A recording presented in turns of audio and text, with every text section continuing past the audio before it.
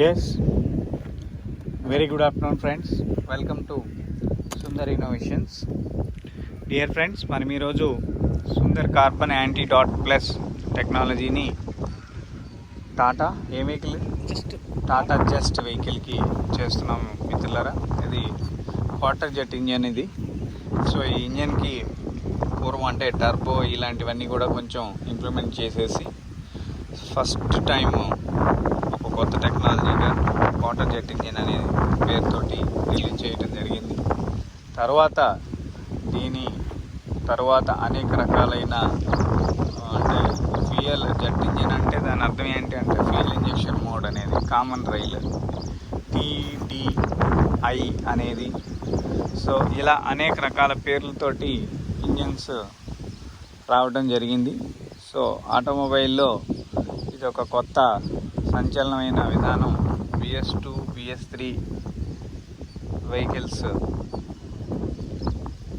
BS2 నుంచి BS3 వరకు technology వరకు కూడా ఆ విలువలు యాస్టీజ్గా ఉండటం జరిగింది.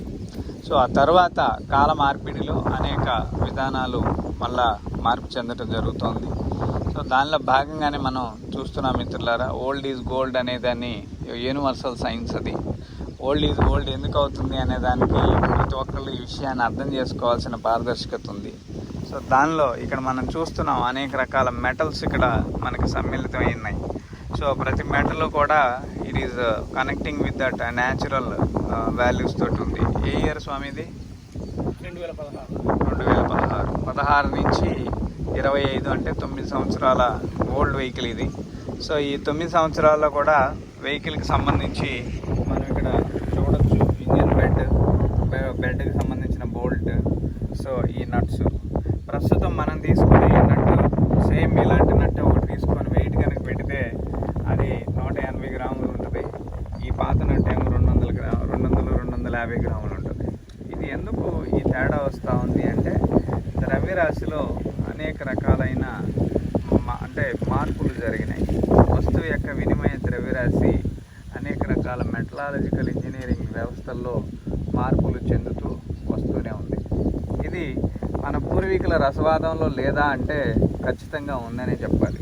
అంటే పూర్వీకుల రసవాదం కన్నా మించిన శాస్త్రం ఈ రోజుకి కూడా లేదు. అయనైజింగ్ అనేది మన పూర్వీకులు స్థాపితంగా ఎంతో గొప్ప విధానాలతోటి ఒక యజ్ఞ క్రతువుని ఎలా అయితే చేశారో ఆ విధంగా ఈ అయనైజింగ్ అనే వ్యవస్థని పూర్వీకులు చేసి మనకి చూపించారు. సో అనేక విధానాల్లో కూడా ఈ విలువలు మనకి తెలుస్తూనే ఉన్నాయి మిత్రులారా. సో ఇప్పుడు ప్రస్తుతం మనం ఈ వాహనానికి సుమారు ఎంత తిరిగిందండి? 1,00,000 కిలోమీటర్లు తిరిగిన పిదప ఈ వాహనానికి మనం యాంటీ డాట్ ప్లస్ టెక్నాలజీని మనం చేస్తున్నాం మిత్రులారా. సో తిరిగినది మైలేజ్ని కూడా మనం ఇక్కడ చూడొచ్చు. 1,16,915 కిలోమీటర్లు ఇప్పటి వరకు తిరిగింది. అండ్ వాహనం ఏ విధంగా పొల్యూట్ చేస్తూ ఉంది అనే దాన్ని కూడా మనం చూడొచ్చు. ఒకసారి వెహికల్ స్టార్ట్ చేయండి.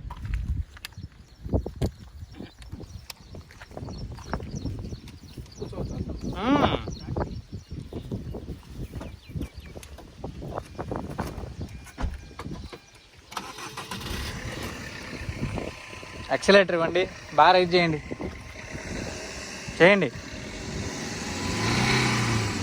బాగా చేయండి. మళ్ళా గట్టిగా. ఓకే.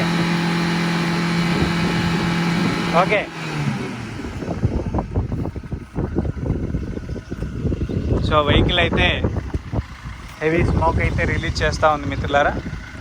సేమ్ అదేవిధంగా ఇంజన్ నాయిస్ ఎలా ఉందో కూడా మనం చెక్ చేసే ప్రయత్నం అయితే చేద్దాం. ఇంజన్ నాయిస్ కూడా మనకి కొంత హార్డ్ నాయిస్ అయితే తెలుస్తుంది. సో దీన్ని మనం వితిన్ మినిట్స్లోనే ఈ యొక్క వాల్యూస్ని మనం రీకన్స్ట్రక్ట్ చేసుకుంటూ ఆటోమొబైల్ ఇంజనీరింగ్లో ఒక అద్భుతమైన విధానాన్ని మనం పరిచయం చేసే ప్రయత్నం అయితే చేస్తూ ఉన్నాం మిత్రులారా. సో పాత వాహనానికి గల సమస్యలు ఏమేమి ఉంటాయి అనేదాన్ని ఇక్కడ మనం చర్చించే విధానం చేద్దాం. సాధారణంగా పాత వాహనానికి ఏముంటాయి? వెహికల్లో అనేక రకాలైన కార్బన్ మెటీరియల్ అంతా కూడా డిపాజిట్ అయి ఉంటుంది. దీనివల్ల ఇంజిన్ ఎఫిషియన్సీ అనేది తగ్గిపోతుంది. దీనివల్ల మైలేజ్ అనేది తగ్గిపోతుంది. వాహనం అయితే ముసలిదైపోతుంది, అంటే ఓల్డ్ అయిపోతుంది. సో ఈ పాత వాహనాన్ని మళ్ళీ మనం కొత్త వాహనంగా మనం మార్చుకోవచ్చా అని క్వశ్చన్ చేస్తే అది ఛాన్సే లేదు. మళ్ళా మీ యొక్క పాత వాహనాన్ని తీసేసి ఇంకో కొత్త వాహనాన్ని తీసుకోవాల్సిందే అని మనకి ఆటోమొబైల్ వ్యవస్థ చెప్తా ఉంది. సో ఎందుకు ఈ పాత వాహనాన్ని మనం మార్చుకోలేము అనే ఒక ఆలోచన నుంచే ఈ యొక్క invention Sundar carbon antidote plus అని చెప్పబడే ఇన్వెన్షన్ పుట్టింది మిత్రులారా. సో ఇది వితిన్ మినిట్స్లోనే వెహికల్లో వాల్యూస్ని మార్చేసే ప్రయత్నం జరుగుతుంది. కేవలం 10 నిమిషాల్లో ఇంజన్ స్మూత్నెస్ అనేది పెరుగుతుంది. సాధారణంగా స్మూత్నెస్ అనేది ఎప్పుడు వస్తుందంటే రియల్ కంబషన్, గుడ్ కంబషన్ జరిగినప్పుడు మాత్రమే వస్తుంది. ఈ గుడ్ కంబషన్ జరగనప్పుడు హార్డ్ కంబషన్ జరుగుతుంది.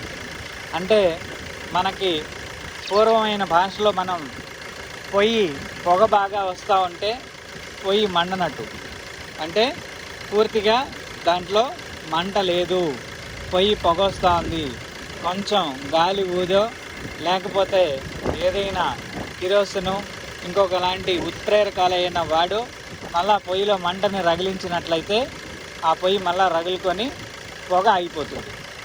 ఇప్పుడు వాహనంలో కూడా ఏదైనా వాహనం, ఇప్పుడు మనం ఇందాక పొగ చూసాం, ఆ పొగ ఎక్కడి నుంచి వచ్చింది? మీ పెట్రోలు, మీ డీజిలే పూర్తిగా ఇంజన్లో మండకుండా అది కాలుష్య వ్యర్థంగా, అంటే మండని ఇంధనంగా అది బయటకు వచ్చేసింది. ఈ మండని ఇంధనం ఏం చేస్తుంది? గాలిలో కలిసిపోతుంది, కార్బన్ బాష్పవాయువుని పెంచుతూ ఉంది. ఈ కార్బన్ యొక్క మిళితమైన బాష్పవాయువు ప్రస్తుతం ఊరికి కొన్ని వందల క్యాన్సర్ పేషెంట్లను తయారు చేస్తుంది. సో నాట్ ఓన్లీ క్యాన్సర్, అనేక రకాలైన అంటే విధానాలు, అనేక రకాలైన అనారోగ్య ప్రభావాల్ని ఇస్తుంది. ఏదో చెప్తున్నారు లేదా? సో ఈ విధానాన్ని మనం అర్థం చేసుకొని మన పూర్వీకులు ఆయురారోగ్య ఐశ్వర్యాలతో ఉండాలి అంటే వాళ్ళు దానికి సంబంధించిన ప్రమాణాలు పెట్టుకున్నారు. మొదటిది ఆహారం స్వల్పంగా తీసుకోవటం, 2 తీసుకున్న ఆహారాన్ని తగిన పనిని, అంటే ఎప్పటికప్పుడు కర్తవ్య నిర్వహణ అనేది ఒకటి ఉంటుంది. ఈరోజు తిన్న తిండికి మనం న్యాయం చేయాలి అంటే తిండి ఎక్కడి నుంచి వచ్చింది? ప్రకృతి నుంచి వచ్చింది. ఆ ప్రకృతికి నువ్వు మళ్ళా తిరిగేదన్నా సాయం చేయగలిగితే నీ తిండి తాలూకు దోషాలు మళ్ళా కొంతవరకు వెళతాయి. అంటే ఏం చేయాలైనా ప్రకృతికి సాయం చేయాలి, ప్రకృతి దగ్గర నుంచే తిండి తీసుకోవాలి, ప్రకృతికి రుణపడి ప్రకృతికి సాయం చేయాలి. ఈ సాయం చేసే ప్రతి వ్యక్తి కూడా దీర్ఘాయువుతోటి ఉన్నాడు, ఆయుర ఆరోగ్యాలతోటి ఉన్నాడు. ఇప్పుడు ప్రస్తుతం అంతా mobile food, fast food, mobile culture, అనేక రకాలైన యాక్టివిటీస్ పాశ్చాత్య దేశాల నుంచి సంక్రమణం చేసుకొని ఉన్నాం. సో వీటి వల్ల ఏం జరుగుతుందయ్యా? అనారోగ్యం పెరుగుతుంది, కలుషితమైన ఆహారం పెంపొందించబడుతుంది. ఇది పెంచేదేవుడు మనమే, తినేదేవుడు మనమే. సో మనం పెంచుకున్నది మనల్నే కాలుస్తుంది అనే ఒక వాస్తవికాన్ని ఇక్కడ అర్థం చేసుకోవాల్సిన అవసరం ఉంది మిత్రులారా. సో దాని గురించే ఇప్పుడు ప్రస్తుతం దాదాపు 21 సంవత్సరం కిందటే మేము హైడ్రోజన్ గురించి, గ్రీన్ హైడ్రోజన్ అంటే నీటి నుంచి తయారయ్యేది మాత్రమే గ్రీన్ హైడ్రోజన్. వేరే మెటీరియల్స్ నుంచి, అంటే పెట్రోల్ నుంచి తయారవుతుంది, కోల్ నుంచి తయారవుతుంది, అదేవిధంగా ఎల్పిజి నుంచి తయారవుతుంది. ఇలా ఎన్నో రకాల వాయువుల నుంచి గ్రీన్ హైడ్రోజన్ హైడ్రోజన్ తయారవుతుంది. గ్రీన్ హైడ్రోజన్ తయారవుతుంది.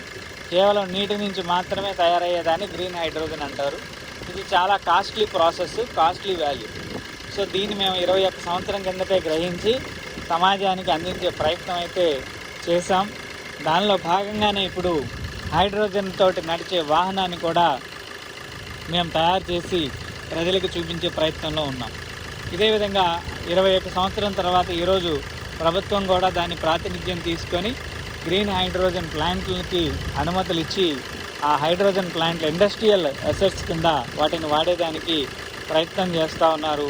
ఇప్పటి వరకు మనకి మార్కెట్లో ఏదైతే ఈ ఫ్యూయల్స్ వాడుతూ ఉన్నామో ఈ ఇంధనం యొక్క విలువలు అంటే ఇంధనం యొక్క ఖర్చుని భారాన్ని తగ్గించి గ్రీన్ హైడ్రోజన్ పెట్టుకోవడం ద్వారా ఆదాయ వనరు ఏర్పడుతుంది అని ప్రస్తుతానికి మనకి రాష్ట్ర ప్రభుత్వాలు కేంద్ర ప్రభుత్వాలు ఇంధన శాఖకు సంబంధించి కొన్ని జీవోలు కూడా జారీ చేయడం జరిగింది. ఈ విధానాన్ని ఇప్పుడిప్పుడే మనం అమల్లోకి రావడం చూస్తున్నాం. అంటే శాస్త్రీయత మేము 20 సంవత్సరాల కిందట కనిపెడితే మాకన్నా ముందల 1860 నుంచి కూడా హైడ్రోజన్ అనే ఒక అణువు ఉన్నది. దీన్ని నీటిని విడగొట్టినప్పుడు ఈ హైడ్రోజన్ వస్తుంది. ఫస్ట్ ఎలిమెంట్ ఈ సృష్టిలో మొట్టమొదట పుట్టినదే హైడ్రోజను. ఆ తర్వాతే అనేక రకాలైన మెటీరియల్స్ పుట్టినాయి. ఒకదాని నుంచి ఒకటి సృష్టి ఆవిర్భావం అనేది జరిగినది అనేది మన సైన్స్లో మనం పాఠం చిన్నప్పుడు చదువుతూనే ఉన్నాం. కానీ ఇప్పటికీ ఆ హైడ్రోజన్ పరిపూర్ణమైన విలువలు మనకి తెలియదు.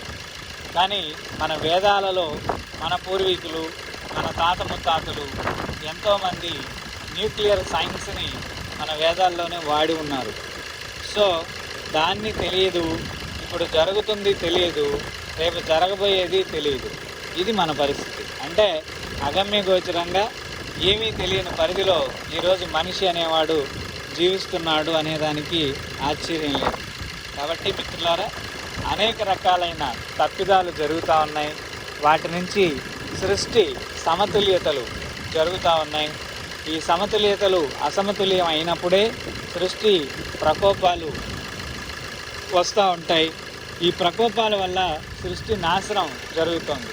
మనం అనేక రకాలుగా సముద్రంలో వేసిన దానికి సముద్రం అప్పుడప్పుడు పైకి వచ్చి పడుతుంది భూమి మీదకి.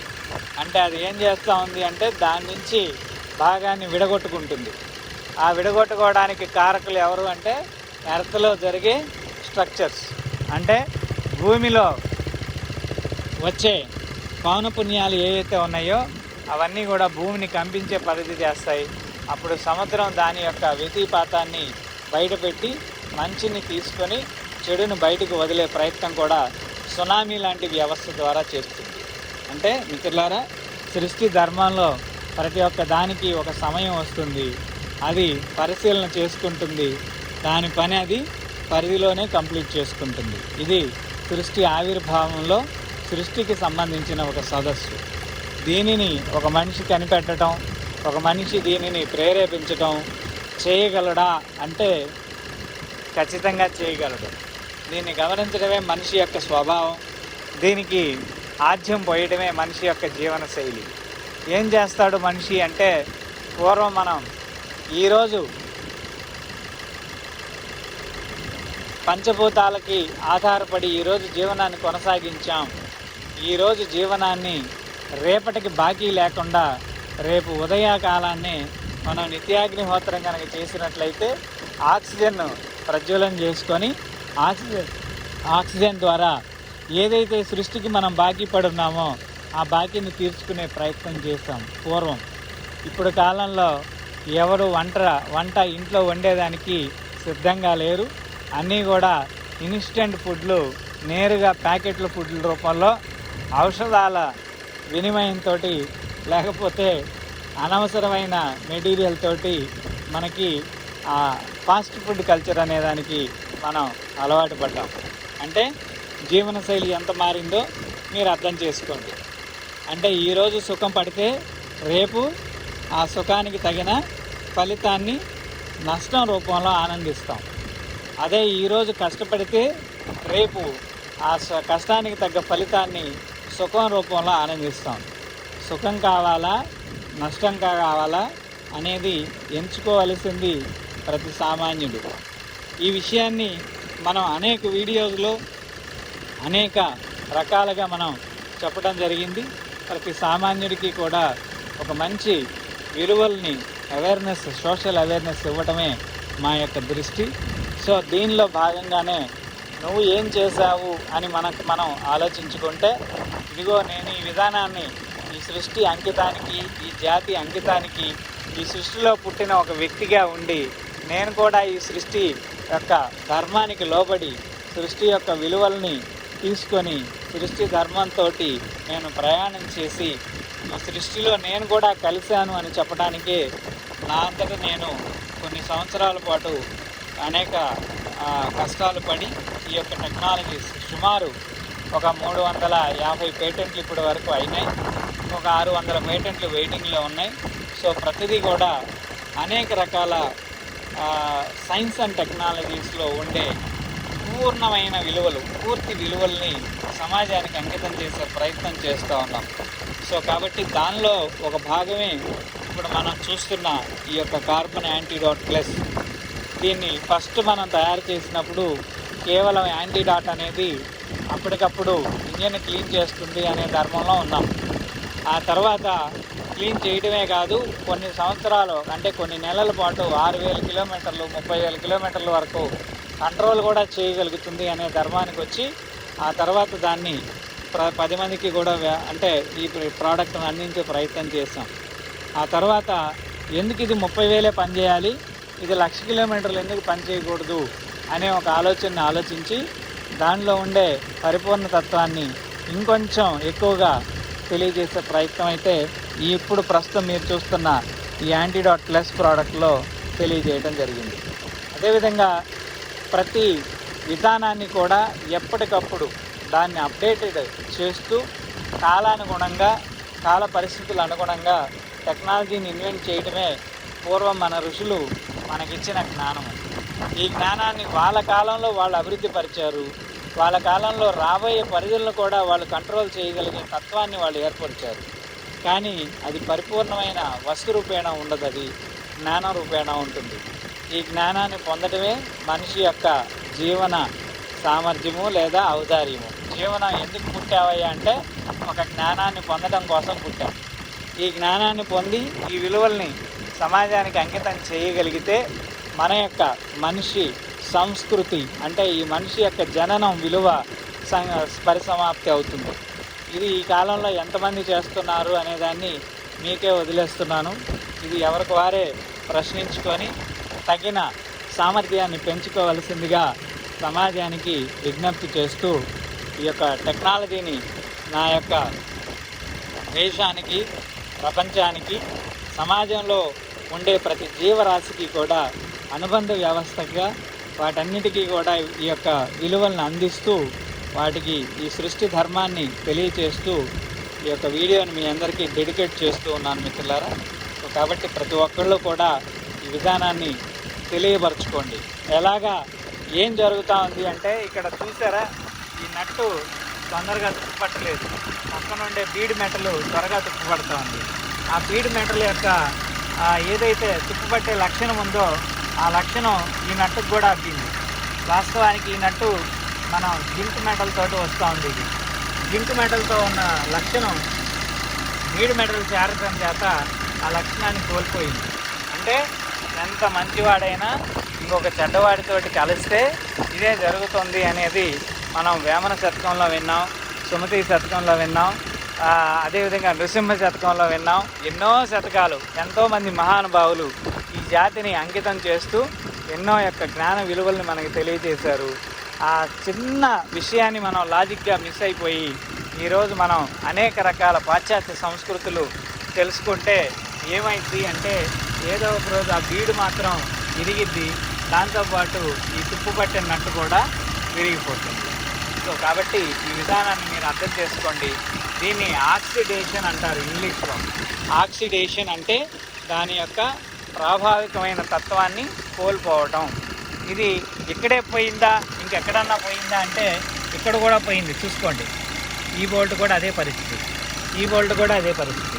ఇవన్నీ దేని చేత పోయినాయి, ప్రభావించబడ్డాయి. ఇక్కడ ఆక్సిడేషన్ అయ్యి ఈ ఆక్సిడేషన్ ఇక్కడికి వ్యాప్తి చెందింది. మళ్ళీ ఇక్కడికి వస్తే కొంచెం తగ్గింది, ఇక్కడికి వస్తే కొంచెం తగ్గింది. అంటే దీని నుంచి పై భాగానికి ఇక్కడికి వస్తే చాలా తక్కువ అయిపోయింది. అంటే పరిధిని మించి దూరంగా, దుష్టుడికి దూరంగా ఉంటే ప్రతి ఒక్కడు కూడా మంచివాడు అవుతాడు అనేది తెలిసి తెలియని నోరు లేని మెటల్ మనకి చెప్తా ఉంది. దీన్ని మీరందరూ కూడా అర్థం చేసుకోగలరని విన్నవిస్తున్నాను మిత్రులారా. సో ఒకసారి మనం ఆఫ్టర్ యాంటీడాట్ ఒకసారి బండి స్టార్ట్ చేయండి. అదే యాక్సిలరేటర్ బండి ఎలా రన్నింగ్లో ఉందో ఎలా ఉందో చూపిస్తాను. మీరు ఇవ్వండి, ఆయన చూస్తారు. ఇందాక చూడలేదు, ఆయన మర్చిపోయారు. ఇందాక మీరే చూడాల్సింది, మర్చిపోయారు.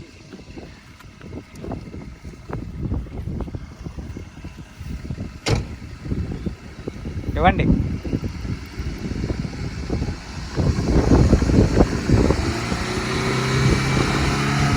ఇలాగ నల్లగా గుప్పు గుప్పుని వెళ్ళింది పొగ, ఇప్పుడేం లేదు. అర్థమైందా? ఇక్కడి నుంచి ఈ కారు సుమారు 100 మొక్కల్ని రిలీజ్ చేసి ఆక్సిజన్ రిలీజ్ చేస్తుంది ఈ కారు. ఈ ఆక్సిజన్, ఈ పొగ రూపంలోనే ఆక్సిజన్ వెళ్తా ఉంటుంది. ఇది మానవాళికి మంచి చేస్తుంది, 100 చెట్లకు సమానం. ఓకే, ఈ విలువలను సమాజానికి మనం అంకితం చేస్తే సమాజం విలువలతోటి గొప్పవాళ్ళు అవుతారు, మనుషులు మహాత్ములు అవుతారు.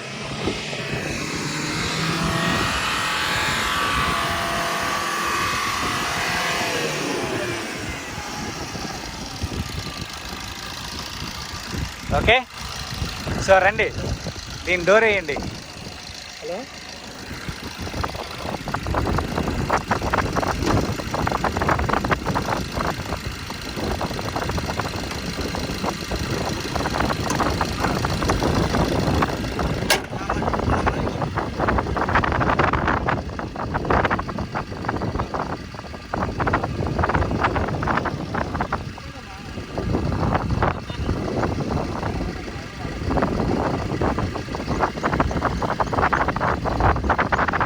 ఇందాక మీ కార్ సౌండ్ ఎలా ఉంది, ఇప్పుడు ఎలా ఉందో చెప్పండి. ఇప్పుడు కనపడుతుంది సార్, స్మూత్ స్మూత్ అయిపోయింది. ఇప్పుడు నేను ఎక్సలేటర్ ఇచ్చినప్పుడు పొగ వచ్చింది. Car colour. ఇప్పుడు నేను ఎక్సలేటర్ ఇచ్చినప్పుడు పొగ బాగా వచ్చింది. చెప్పనా విషయం, నేను సారు నా కార్కి ఇంజక్షన్ చేయకముందుకు నేను ఎక్సలేటర్ ఇచ్చి నాకు సొంత డ్రైవర్ని, సొంత ఓనర్ కూడా 1,00,000 కిలోమీటర్ తిరిగింది. వెహికల్ కొంచెం మైలేజ్ తగ్గడము, తర్వాత వచ్చేసి ఇంజన్ కొంచెం శబ్దం కూడా ఎక్కువ వచ్చేస్తున్నది.